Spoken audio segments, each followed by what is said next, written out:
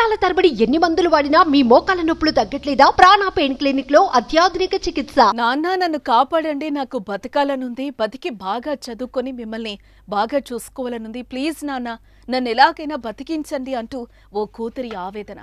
అది చూసిన తల్లడిల్లిపోయిన తండ్రి, ఏం కాదు నువ్వు టెన్షన్ పడకు అంటూ ఆ తండ్రి ధైర్యం చెప్పిన కొన్ని క్షణాలకి ఆ బిడ్డ మృత్యువు చేతిలో ఓడిపోయింది. ఈ ఘటన ఆ తల్లిదండ్రులకు తీరని కడుపు కోతను మిగిల్చింది.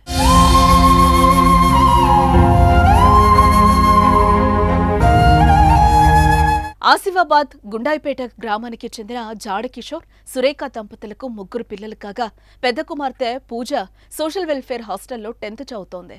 వారం క్రితం తండ్రికి ఫోన్ చేసి జ్వరం వచ్చింది, ఇంటికి తీసుకుపో నాన్న అని చెప్పింది. తండ్రి చాలా ఆసుపత్రులకు తీసుకెళ్లినా తగ్గకపోవడంతో హైదరాబాద్కు తీసుకెళ్తూ ఉండగా నాన్న నన్ను కాపాడంటూ తండ్రి చేయి పట్టుకుని వేడుకుంది. అలా వేడుకున్న కాసేపటికే ప్రాణాలు వదిలింది. తన కూతుర్ని కాపాడుకునేందుకు సర్వశక్తులు ఒడ్డినా ఫలితం లేకపోయేసరికి నిన్ను కాపాడుకోలేకపోయినా బిడ్డా అంటూ ఆ తండ్రి గుండెలు పగిలేలా రోధిస్తున్న దృశ్యాలు మనసులను ముక్కలు చేస్తున్నాయి.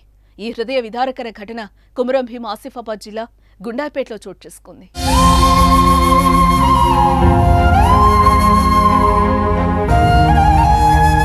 10వ తరగతి అమ్మాయి, ఎన్నో కలలు, మరెన్నో లక్ష్యాలు, కానీ అవన్నీ ఆవిరైపోయాయి.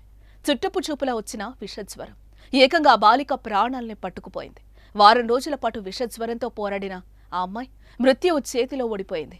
నాన్న నన్ను ఎలాగైనా కాపాడు అంటూ తుది శ్వాస విడిచే కంటే కొద్ది క్షణాల ముందు తన తండ్రితో చెప్పిన క్షణాలు ఆ కన్న పేగునే కాదు, ప్రజల గుండెలను మెలిపెడుతున్నాయి.